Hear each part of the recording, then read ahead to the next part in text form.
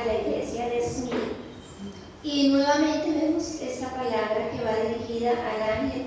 Y como decíamos que el ángel no es un ser celestial, sino ángelos, viene su raíz o su significado es al encargado del cuidado de la congregación. Eso significa al ángel. Y aquí vemos en la escritura, dice que quien declara esta palabra es el primero, el postero, el que estuvo muerto y vivió. Es la cuarta vez en 2 capítulos de la escritura que el Señor ratifica ese plan de redención que vino a traer a la humanidad. Es un mensaje de redención, un mensaje de nueva oportunidad, de una nueva creación. Y es por eso que Dios enfatiza que es Él, el que quiere hacer nuevas todas las cosas en nosotros, que está escribiendo esta carta. ¿Y cuáles eran los problemas de la iglesia de Esmirna?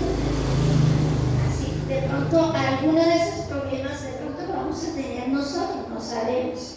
Dice que esta iglesia era perseguida porque sufría gran tribulación.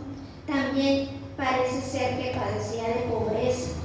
Pero si esta iglesia podía entender que aquel por el cual ellos estaban dispuestos a dar la muerte, iban a poder obtener la victoria, que aunque tuvieran la primera muerte, iban a tener la bendición o la certeza de que iba a haber una eternidad, de que ellos iban a estar en esa eternidad. Y muchas veces pues nosotros decimos, Dios mío, ¿por qué no salimos de tribulación? O ¿por qué como que todos los problemas como que se nos vienen encima? O ¿por qué como que queremos salir de un problema y la puerta nos toca otro problema y como que decimos, Señor, danos descanso porque vamos de una en otra? Así era esta iglesia.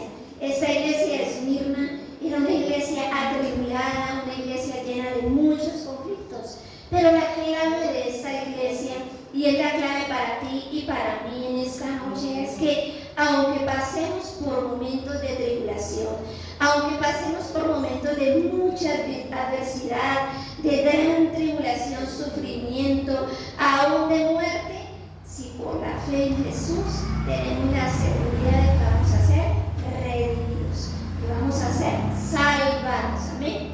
Esa es la promesa y esa es la palabra clave a esta iglesia. El Señor sabía todo lo que ellos padecían y les decía, bueno, está bien, estás pasando por todo esto, ten la seguridad que yo te voy a redimir y yo te voy a salvar. La iglesia de Esmirna, voy a mostrarles ciudades del mapa, estaba ubicada a 40 kilómetros de la iglesia de Éfeso. La iglesia fue la primera que vimos ayer, hace 8 días. Entonces, aquí encontramos a Éfeso, la primera. Y aquí está la iglesia de Esmirna. Conocida también como un puerto de Asia, también eran ciudades ubicadas cerca al mar. Pero Esmirna luchaba con 2 grandes fuerzas enemigas. La primera fuerza era los que se decían ser judíos, pero no lo eran.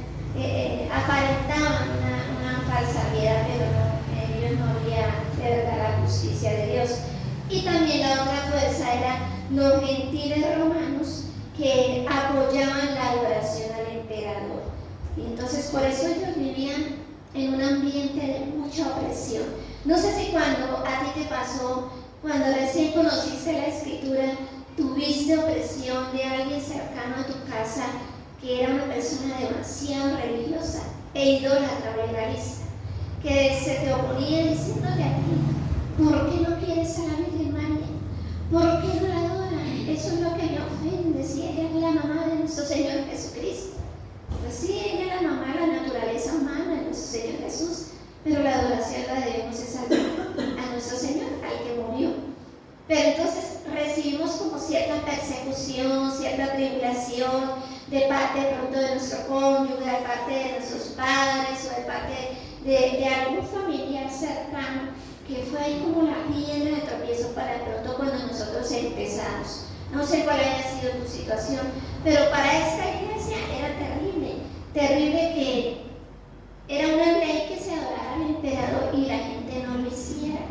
Es como si hoy se estableciera una ley que cada vez que pasáramos por ciertas imágenes, todos se tenían que arrodillar y santiguar, echarse la señal de la cruz. Si tú no lo hicieras, ¿cómo sería, no? Entonces, esta gente estaba pasando por muchas situaciones difíciles. ¿Qué significa eso?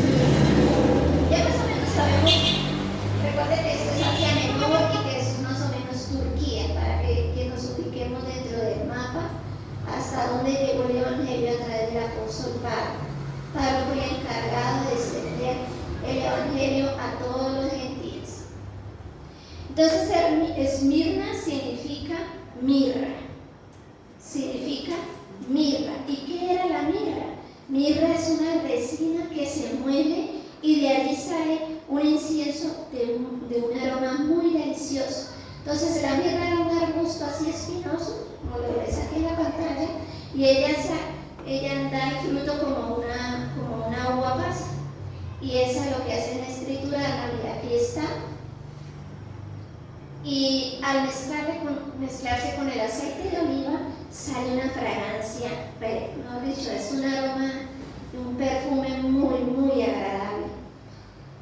Y esto se usaba la mirra para el aceite de la unción, para consagrar cuando se ungían los sacerdotes, aún todos los utensilios dentro del tabernáculo del Señor se unían con estos aceites. Y te voy a empezar a leer, si puedes anotar todos esos textos, si los quieres luego leer en casa, te los voy a leer, todos los usos que le daban a la mirra desde el Antiguo hasta el Nuevo Testamento. En Éxodo 30, 23, 25 dice la escritura: tomarás especies finas de mirra excelente, 500 ciclos, y de canela aromática a la mitad. Esto es 250, de cálamo aromático 250, de acacia 500. Bueno, en el versículo 25 dice: y harás de ello el aceite de la santa unción, superior ungüento, según el arte del perfumador será el aceite de la unción santa. La mirra era usada para tan preciosa labor, que era ungir un sacerdote. Salmos 45, 8 dice la palabra: mirra, aloe y casia exhalan todos sus vestidos desde el palacio de marfil recrean. Los reyes se perfumaban con mirra. Proverbios 7:17 dice: he perfumado mi cámara con mirra, aloes y canela. Bueno, aquí ya es algo como más íntimo, donde la pareja prepara el ambiente de su habitación con perfume de mirra. Cantares 3:6 dice: ¿quién es esta que sube del desierto como columna de humo, sahumada de mirra y de incienso y de todo polvo aromático? Habla de la mujer que está preparada, bien perfumada, esperando a su amado.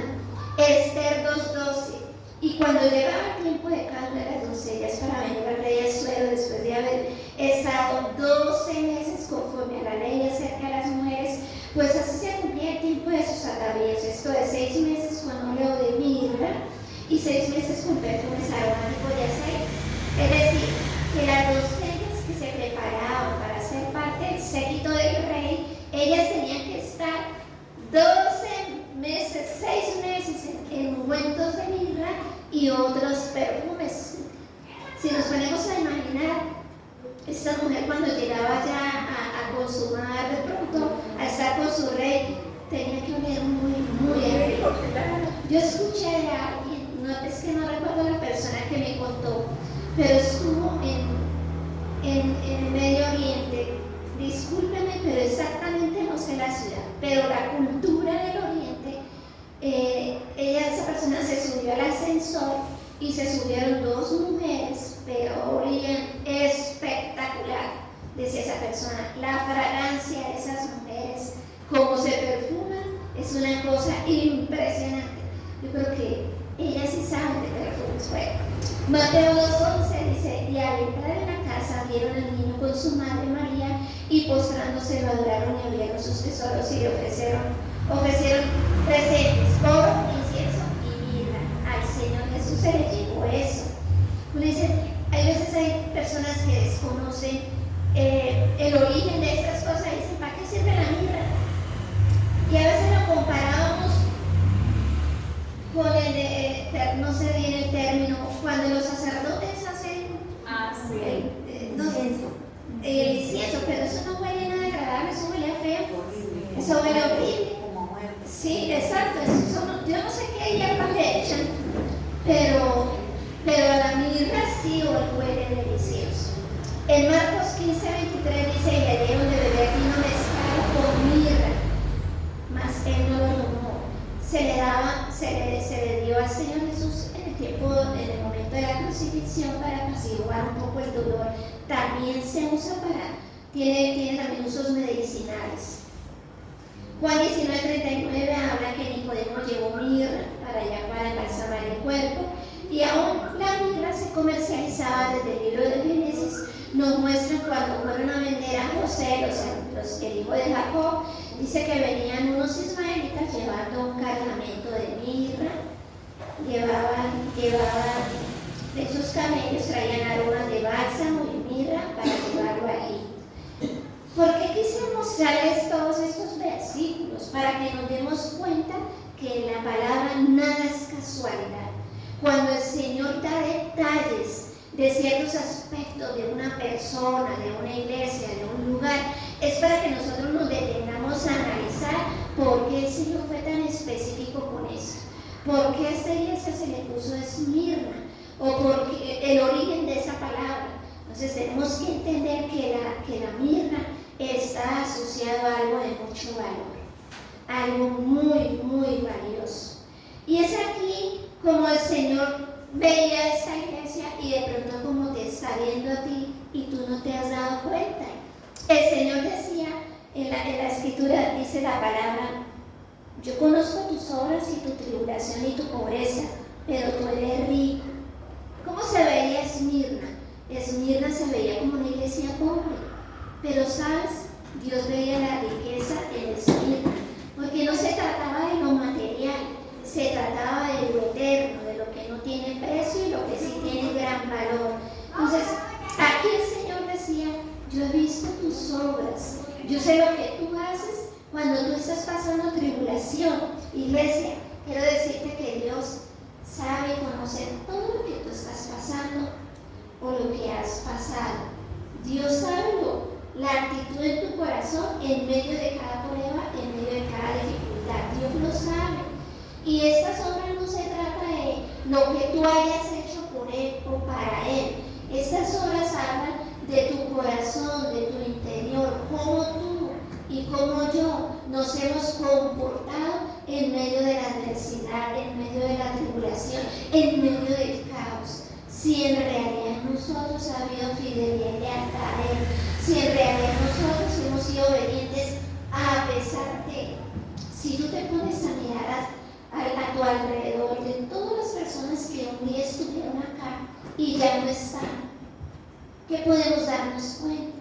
Que no hubo riqueza en su corazón, que vino la tribulación y los arrastró.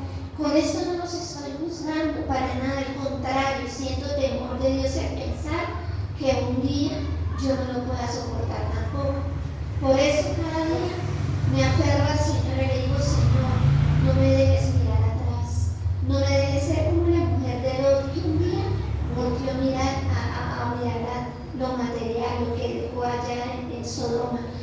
Yo siento un temor de pensar, no miedo, temor de Dios al pensar que por alguna tribulación yo le vaya a fallar al Señor, o piense de alguna manera decir: ya no quiero seguir más al Señor. Dios conoce tu corazón y Dios sabe cuánto te ha costado a ti permanecer y prevalecer, y se ha dado cuenta el Señor que tú en medio de tu tribulación eres una persona rica, porque sigues al lado de Él. Eres una persona rica porque a pesar de tu adversidad, a pesar de la persecución que has vivido, tú sigues fiel al Señor. Ese es el mensaje que Dios quiere transmitirnos hoy. Sé valiente, no temas al porvenir. Esfuerza que a la iglesia de Esmirna no se les soltó. Al contrario, el Señor vino fue a advertirles que iban a pasar dificultades. Y eso que hemos dicho acá, y eso mismo nos dijo el Señor Jesucristo: en el mundo eso vamos allá. Estamos en un mundo caído, no se te olvide, en un mundo donde vamos a encontrar aflicción. Pero recuerda las palabras del Señor Jesús, no las mías, las del Señor Jesús.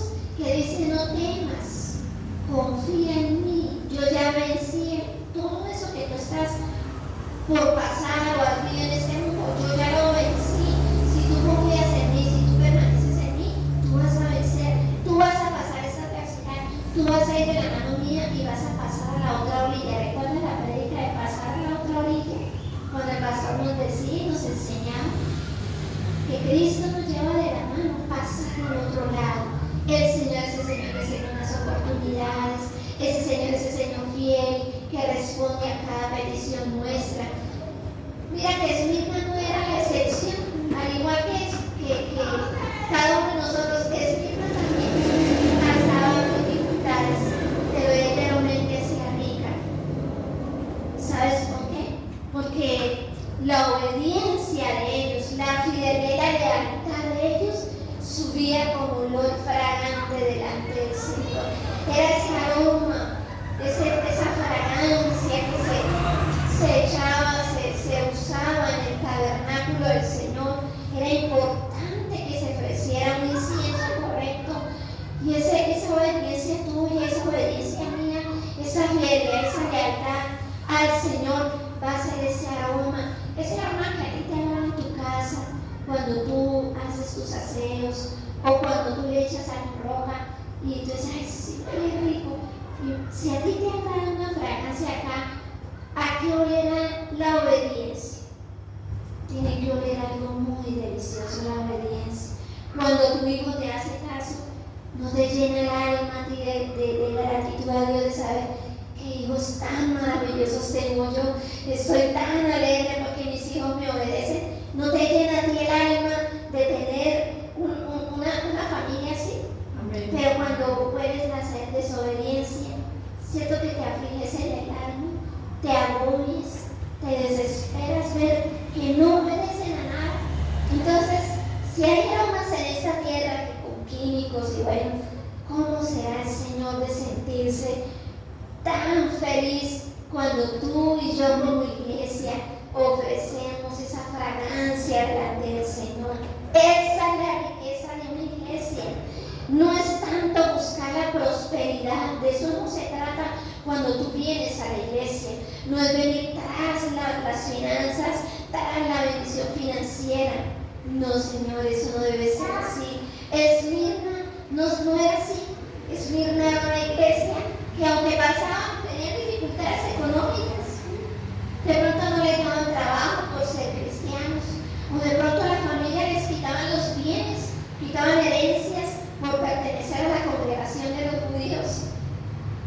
Y de pronto les tocaba padecer sufrimientos económicos, pero mira que ellos eran más ricos que cualquier otra persona. Y ese es el deseo del Señor. Cuando tú buscas en realidad al Señor para obedecerle, para amarle, como hablábamos la semana pasada en Deuteronomio capítulo 10, donde dice, oye Israel, pues esto es lo que yo quiero, que tú me obedezcas con todo tu corazón, con toda tu alma, con todas tus fuerzas. Ese es mi deseo para ti, dice el Señor. Si tú lo haces, serás para mí, dice la Escritura, tú serás mi especial tesoro. Dios te ve a ti como algo valioso, como un tesoro, no dicho un tesoro que para él dio la vida de su hijo, porque tú eres muy valioso para él, eres tu creación, tú eres creación perfecta de él. Entonces lo que más anhela el Señor es que tú y yo aprendamos a obedecer. Cuando la estemos pasando muy mal, cuando estemos pasando tribulación por obedecer al Señor, cuando seamos perseguidos por hacer lo correcto, y a pesar de todo eso seguimos obedeciendo al Señor, este es el aroma que al Señor le agrada. Es un aroma que hace una congregación de mucho valor. Es un aroma que marca la diferencia entre aquel que en realidad está buscando el milagro y no el hacedor de milagros. Si tú vienes a la iglesia buscando solo un beneficio, pero no estás buscando al dador del beneficio, de pronto en ti no hay una actitud correcta. De pronto en ti no está la disposición correcta para amar a Dios a pesar de todo. Mira, yo sé que decirlo a veces es fácil, ¿cierto? Cuando de pronto no estamos pasando un momento difícil. Pero aquí nadie puede decir, yo no he pasado situaciones difíciles. Todos, de una u otra manera, hemos pasado momentos difíciles. Y en todas las áreas, en la salud, en las finanzas, en las emociones, en todos los aspectos hemos pasado dificultades. Con los hijos, aún nosotros mismos que no nos hallamos con el genio, con nuestro temperamento, todos tenemos dificultades. Pero una cosa es decirlo cuando no tenemos dificultades y otra cosa es decirlo cuando estamos en medio de la dificultad. De aquí en adelante, iglesia, tenemos que cambiar nuestra actitud. El Señor era muy consciente de eso, porque mira que, recuerda que yo te decía que esta iglesia estaba siendo perseguida por los que se decían ser judíos. Aquí no se trata del pueblo judío como tal, aquí se trata de los que en realidad decían ser judíos, pero no lo eran. ¿Por qué? Porque los judíos, los falsos judíos, querían imponer cargas, tradiciones de hombres, imponerlas sobre los gentiles. Los gentiles eran aquellas personas que no hacían parte del linaje de la nación judía. Los gentiles somos tú y yo. Nosotros somos gentiles y hasta nosotros llegó la salvación porque el pueblo judío mandó al Señor Jesucristo. Bueno, de igual manera, el Señor no ha dejado de amar a su pueblo. El Señor no va a dejar de traer salvación para Israel. Y el Señor viene por su nación, por Israel. Que tú y yo, por la fe, somos injertados a esa nación. Somos ahora hermanos espirituales, por eso debemos de seguir orando por Israel. Pero ¿a qué voy con esto? Que desafortunadamente cuando ellos habían sido esclavizados por los babilonios, ellos aprendieron tradiciones de hombres. Y una de esas tradiciones era el lavamiento de las manos. Entonces, en el libro de Mateo habla que los fariseos le decían al Señor Jesús: ¿cómo tú no le dices a los discípulos que se laven las manos antes de comer pan? Y el Señor Jesús les dijo: no es necesario que se laven las manos, que no contamina al hombre lo que entra, sí, sino lo que hay en el corazón. No es lo que uno come, sino lo que está en mi corazón, lo que transmito, lo que en verdad sale de mi boca, es lo que hay en mi corazón.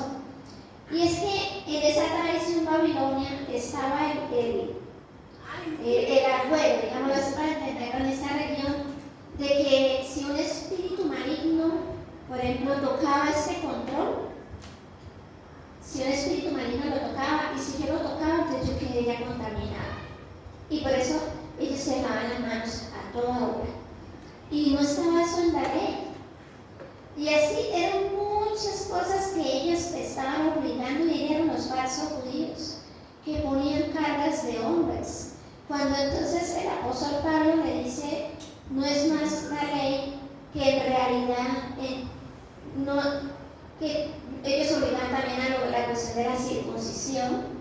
Entonces ellos decían a los gentiles: no es que se haga la circuncisión física, sino que circunciden su corazón.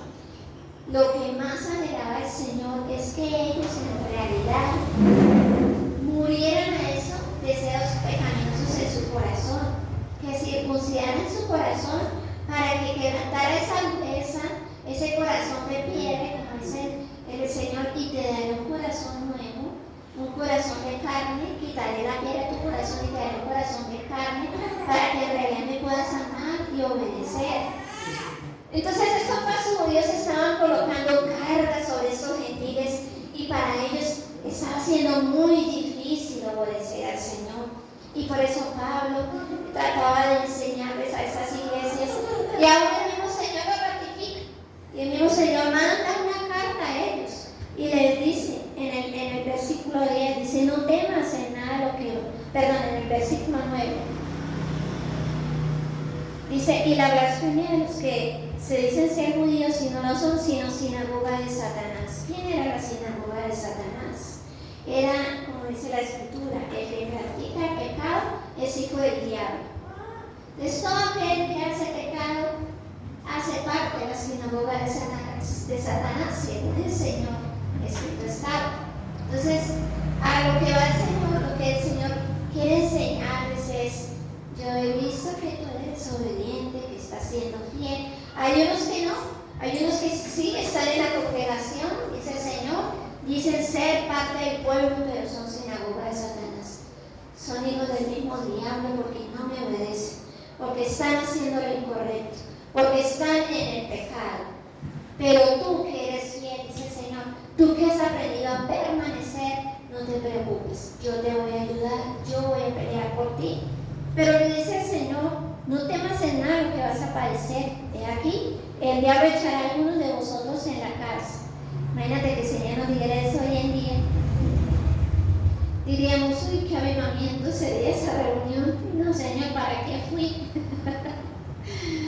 Dice, para que seáis probados. Y tendréis tribulación por 10 días. Pero sé fiel hasta la muerte y yo te daré la corona de vida. De pronto hoy en día físicamente no te tengan que echar a la cárcel por servir al Señor. Ha habido situaciones en diferentes siervos de Dios donde sí han sido presos por servir al Señor. Yo recuerdo que en la época del narcotráfico acá de Pablo Escobar, muchos pastores los mataron por predicar el Evangelio. No echaron a la cárcel, le dieron en paz al cielo, pero mataban. En México sí, la persecución contra los pastores, los cristianos, eso sí los secuestran. Después de que aquí tú y yo no tengamos esas preocupaciones, pero de pronto sí hay cárceles espirituales. De pronto el enemigo sí querrá que tú entres a una cárcel de opresión donde tu alma está afligida, atormentada por una situación.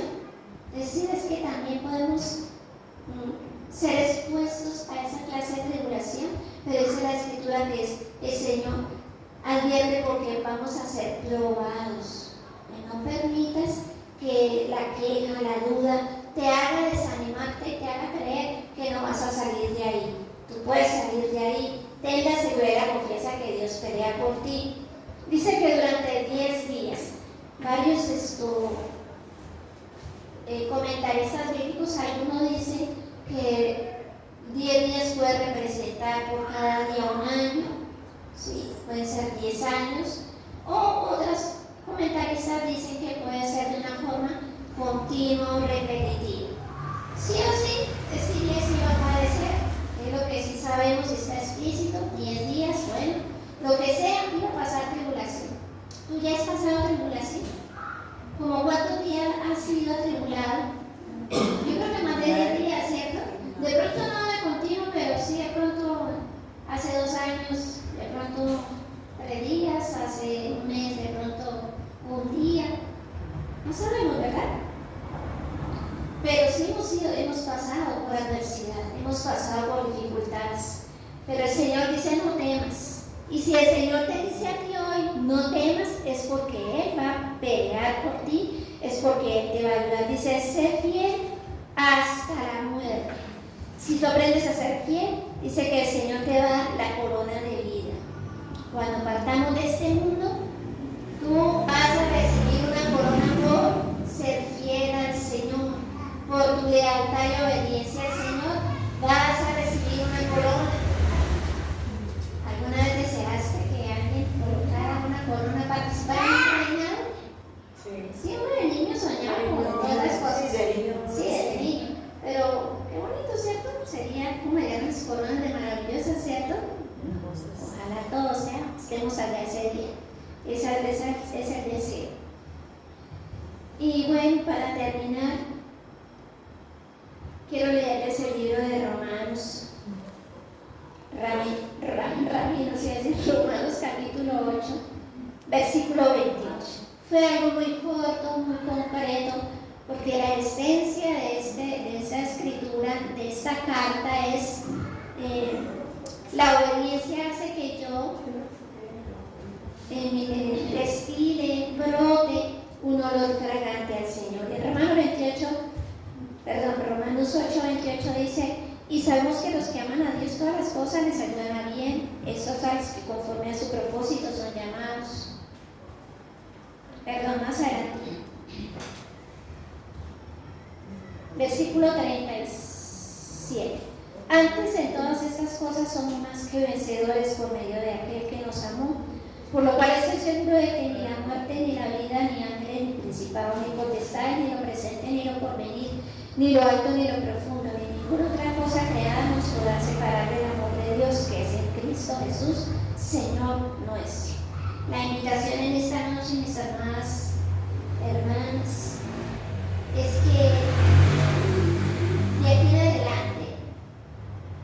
Si tú aprendes a ser fiel, nada de lo que este mundo pueda traer a tu vida te va a separar del Señor.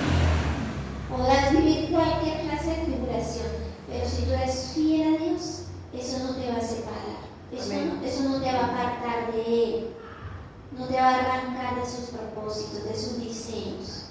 Y si tú aprendes y te determinas a ser obediente a Él, a pesar de la tribulación que estés viviendo, va a salir ese aroma fragante delante del Señor y Dios te va a ver con gran grado de saber de que a pesar de que estás sufriendo, tú sigues siendo fiel.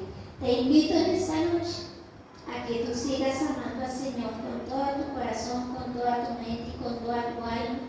Que tú sigas siendo fiel y leal a aquel que te llamó y te escogió y te dijo, ven, sígueme. Que tú sigas siendo obediente, fiel y leal a aquel que dio su vida por ti y te ha preparado morada para que cuando tú partas de este mundo puedas morar junto a Él por toda la eternidad. Amén. Inclina tu rostro y oremos al Señor y pidamos a Él que nos ayude a permanecer.